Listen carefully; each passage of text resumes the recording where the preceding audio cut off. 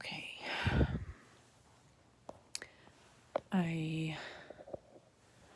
I'm not sure even really what I want to talk about.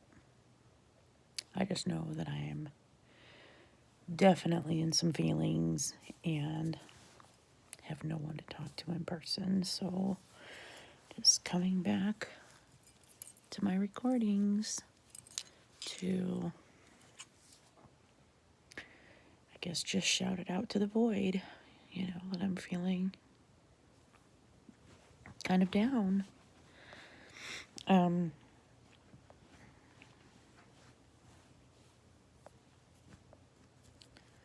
I just am frustrated by a lot going on in my life right now. Trying to buy a house. We've been trying to move to Pennsylvania for over a year now. I guess it's probably closer to a year and a half now. Since October, November of 2019.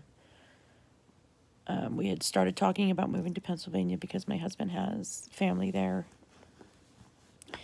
And I wanted to move out of Utah for a very long time.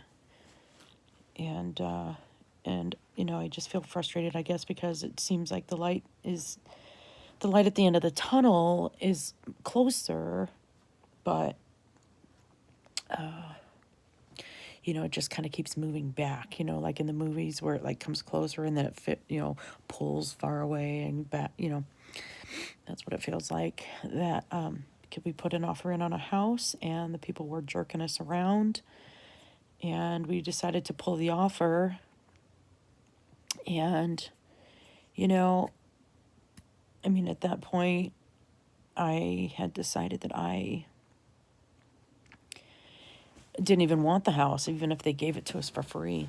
Well, maybe not for free, but if they wanted even $10 for it, I just said, no, I'm not going to help you because you guys jerked us around. You treated us really badly, disrespectfully, treated us like we were stupid, or at least that's how it felt to me. Our buyer agent went off to Florida for 10 days. In the middle of it all, too. I mean, we'd already put the offer in, and we'd had the inspection, and, we were to send off the, what we wanted them to fix, not that we were demanding it, but, these are the things that we would like to see fixed.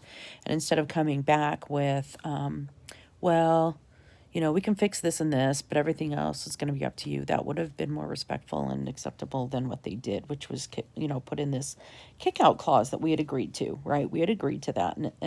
And basically that just meant that they were able to continue to market their house, basically keep it listed, which is fine because they have had buyers bow out on them before. And I felt like if it was me, I'd want to be able to have that bit of insurance myself. And so I was like, yeah, that's fine. I don't care.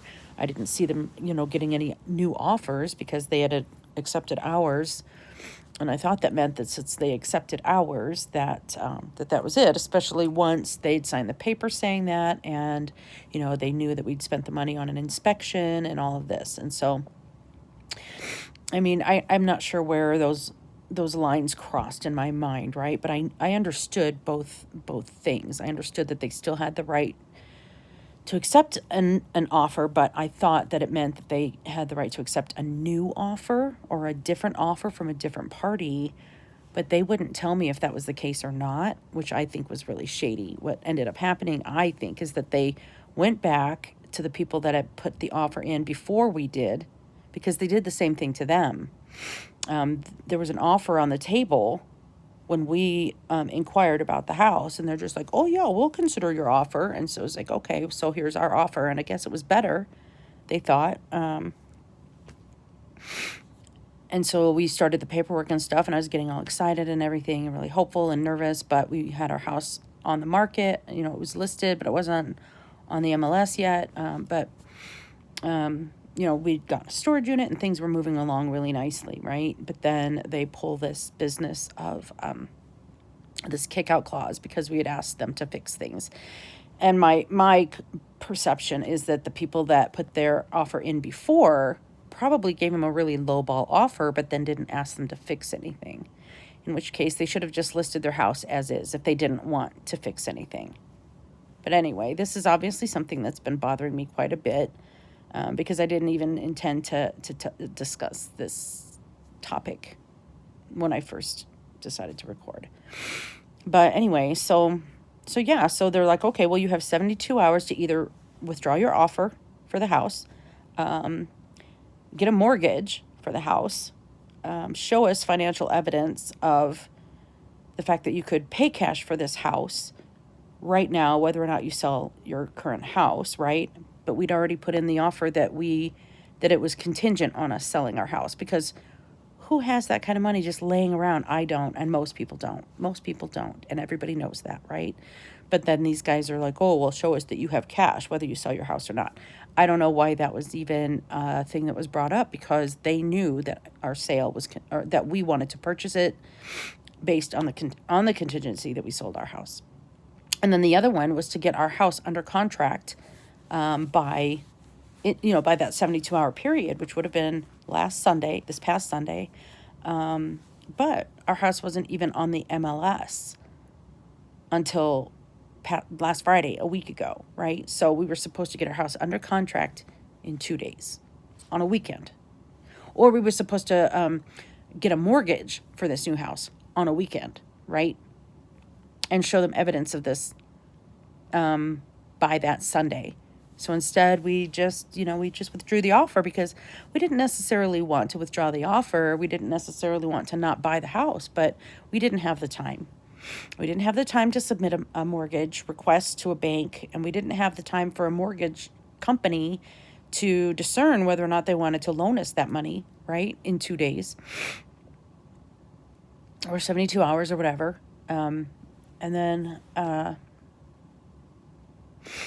And not only that, but because my real estate agent went to Florida in the middle of all of that, she left us in the hands of someone who she said was her assistant, but turns out it wasn't her assistant, just another real estate agent in her office, and I would think that as a conscientious real estate agent who's actually doing their job correctly and ethically, they would be considering me as the buyer, and my feelings when they handed me off to someone else, right? And for anyone that knows me, they would know that would have been a good idea, right? To at least consider how I would interact with this other person. And I don't know that everybody else on the planet isn't that way, right? You should at least consider the individual that you're going to pawn off on somebody else, and consider that person, and if they're a good match, because we were not a good match. Not a good match. As far as I'm concerned, the whole deal fell through because of the way this man approached me. And not just through text messages, but he called me once or twice, and even his tone and demeanor on the phone was condescending and disrespectful and abrupt. And I finally did text my real estate agent in Florida, and I felt bad because she was on vacation. She's trying to not work, right? Except why is she going to do that in the middle of anybody trying to buy a house? Not just me, but anybody trying to buy a house, and you're just going to pick up and leave. I don't care, I don't care if you had this plan for a million years, and maybe give me more than 2 days notice that you're going on vacation for 10 days. Maybe let me know at the very beginning of our interactions, when we first start making phone calls and we first start putting offers in on a house. Maybe let me know at that point that, oh, gee, by the way, I'm going to be gone for 10 days. Maybe we would have held off on some stuff. Maybe we wouldn't have even put in the offer. Or maybe we would have gone with somebody else that could pay attention that could be present for us. But I'll tell you, I wouldn't have gone with this guy. And I wouldn't recommend anyone else ever go with this guy either, because he treated me like he was a lawyer for the seller. Not even the seller agent, but for the seller. He just was like so rude and so abrupt and so absolutely devoid of any kind of warmth at all, which is the main reason I picked my real estate agent in the first place. She was absolutely willing to work hard for us. She demonstrated that several times which I appreciated. And she was very warm and friendly, right? Like she just was somebody that I would want to know, or at least have as a neighbor. She just seemed like a lovely person. And so I didn't have any qualms signing paperwork saying that, yes, I'll work with you buying this house, right? I never said I would work with the guy. I didn't say that I would work with that guy, but I'm sure somewhere in all the fucking legalese it says something about me or anyone from this agency or some shit. I don't know. Because of course I didn't read over all the fucking fine print. I just wanted to get shit out. I just wanted to get the paperwork signed, sealed, and delivered so we could get moved and get out of here. And so I was like, oh, I need to sign something? Okay, I'll sign it. I'll sign it. And I just hoped and trusted that they were above board and being honest. And I just don't feel that way now. But I don't feel that way about the sellers. And I'm not 100% sure about the agency that I'm working with right now. And I just wonder if all real estate agents are kind of shady like that. I know not all of them are. I know some of them are great. I just would love to know what their numbers are so I could so I could work with them. Because I do feel like, there were a couple times when she's like, "Oh, don't worry about that. Don't worry about that." And then at one point there was a paper to sign. And she's like, "Oh, I just sent it to you, but you can sign it for you and your husband because I just didn't want to stress him out." And I'm just like, I'm not signing my husband anything for my husband. I'm not signing anything for him. I'm only signing for me because I can't say for him. Right? Isn't that forgery? Did she just suggest that I forge a document? That's what it sounds like to me. So maybe nice and friendly and warm, but not necessarily ethical or above board. Anyway, she's mostly been, I mean, I guess if I had to say on a scale of 1 to 100, I'd give her like an 85%, and I'm sure she'd be mad about that, but yeah, there's just these little things here and there that are, I guess, red flags, but I'm not that good at recognizing red flags, as anyone that knows me would know as well. Anyway, so I'm definitely upset about that. I'm upset about the fact that this house is not getting emptied out fast enough for my liking, but I'm the only one doing it. Lexi's helping me with her room, but Matt's not doing much of anything. So Ron and Carol are my friends that are helping us, absolutely helping us. Now that I think about it, that wasn't really completely fair to say because they've been helping every weekend for the last 2 weeks, and then they're planning on coming this week. They've been coming here and just hauling stuff off from our house to the storage unit. I mean, we've been packing up the truck with them, and then they just take it over, and they've been putting it in the storage unit themselves. I offered to, do you want me to come and help? And I could go faster, whatever.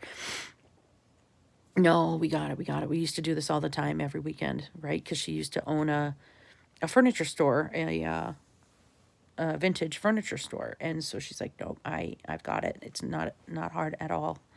So while they were off there, we were still packing and moving boxes and whatever. But this past week, I've been going through boxes of paperwork and, running across little school projects that my kids did and, and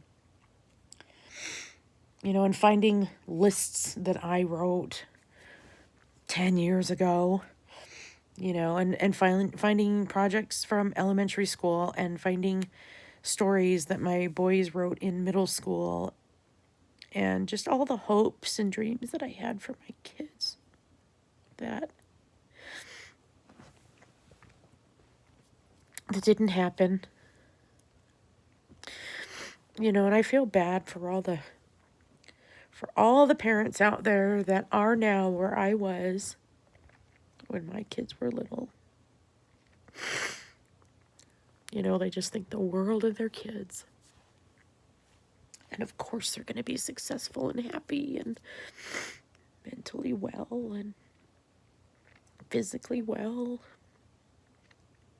Of course they are, because they're perfect.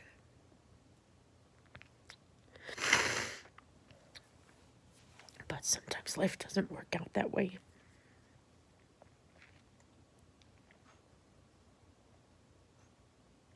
Anyway,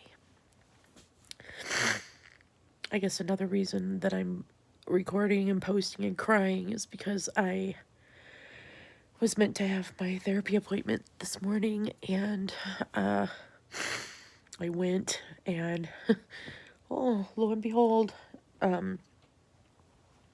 there was a mix-up with the scheduling, and I was scheduled at the same time that this other couple was scheduled for that came down from Idaho.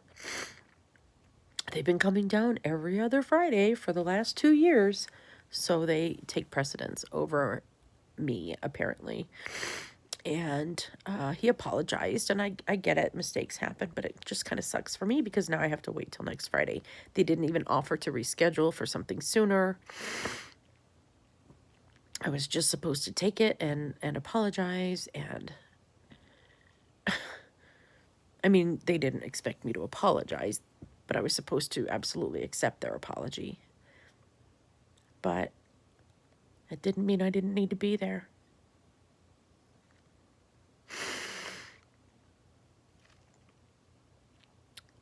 Because I did. I mean, I don't just drive across town because I don't need to be somewhere, right? Especially a therapy appointment. So I think what I'll do is just call, because I know that if I hadn't shown up, they'd have charged me, a no-show fee. If I'd simply forgotten my appointment or whatever. Or even if something came up, legit, something came up. I don't know that, I mean, I'm sure they would have charged me that cancellation fee, whatever, as all doctors seem to do now. And apparently some so-called chefs do too. Anyway, that's a different story. But anyway, I'm trying to figure out what to do now. The house is still listed. It's not on the MLS. Well, if you go on the MLS, you'll see that it's not for sale, and the price, the asking price is like the asking price from 2 years ago when we first had it, not under contract, but like when we were first talking about moving a year and a half ago. Well, the market's different now, so, but you'll go on there and you can see the house and whatever, but it shows not for sale. But we're still moving stuff out because we still are moving, but we have no house to buy now, and now I don't know what real estate agent to work with. Because as far as I know from the paperwork, it said a non-exclusive agreement, and that we were only working with her on that one specific house that we put an offer in on. And I guess if she showed us any other houses, well, she's only shown us 3. One is already like under contract too. And actually this one is a contingent.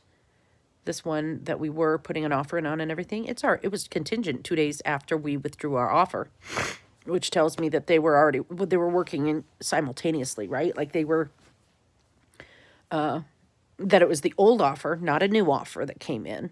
And that if it's already under contract or contingent or whatever, only 2 days after we withdrew our offer, that tells me that they are either really freaking fast or they were working simultaneously with the previous offer.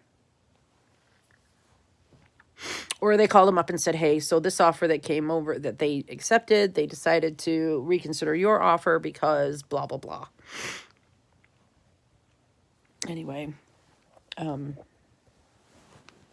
this freaking light and shadow, right? Anyway, it's a beautiful day outside, and I'm really hoping to get outside at some point. I have to drive out to Tremonton later. Half hour out, half hour back. And for what? Dumb. Anyway, maybe I'll cancel that. So, there was something else.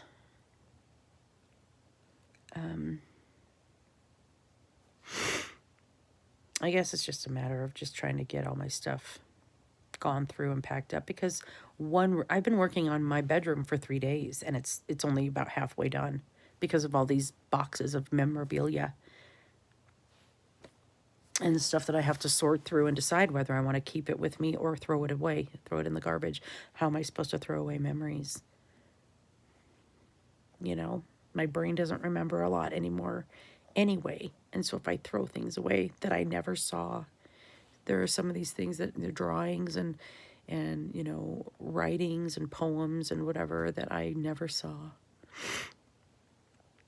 before. And I guess if I threw them away, I never would have missed them. But I've also found recipes that I have been wanting to have that I thought were long gone.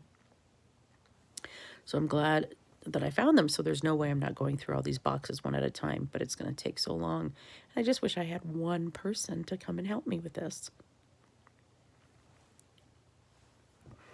And what bothers me is that a year and a half ago, I did have somebody willing to come and help me with this, but my husband wouldn't move. He wouldn't do a single thing because it was a move for me, because I'd gotten an amazing job in a perfect area, and he didn't want to see me have that success. He didn't want to see me have that joy. He didn't say that, not with words, but definitely with actions. Definitely with how he behaved for the week and a half that my sister was here to help me, to get it all done. We could have gotten it all done in a week and a half if he had been on board, but he just laid on the couch the entire time. Didn't move a finger to help. And I just feel really resentful about that still. I don't know how to let it go. People are going to say, oh, you should let that go. Bitch, then tell me how. You know, I'm sick of people saying let it go without telling me how. I don't know how. You know, people criticize me because, oh, you shouldn't hold a grudge, shouldn't hold a grudge. Then tell me how to let it go. Tell me how to not hold a grudge. Tell me how to be okay with somebody treating me like crap, or treating me like garbage, or being disrespectful. Tell me how. If you can tell me how, then maybe I'll give it a try. Until then, keep that shit to yourself. Let it go. I'd love to. I would love to. I would love to still... I would love to be able to let go of the fact that I am still hurt and angry by my ex-husband abandoning me and my 2 children 20-something years ago. I would love to learn and know how to let that go and be okay with it. Yeah, I'm better off without him, but maybe not. Maybe I would have been better off if we'd been able to get back to Chicago. And then he could have walked out on us. At least I'd have had some family and some support, instead of here where I was absolutely alone. How can I not resent him for that? How can that not be devastating? I don't know. If you have any advice as to how to do it, and don't send me some book or some link or whatever. If you have actual advice on how to get over that, get over it, girl, tell me how. If you don't know how, then don't tell me to do it. Anyway, ranting, 23 minutes.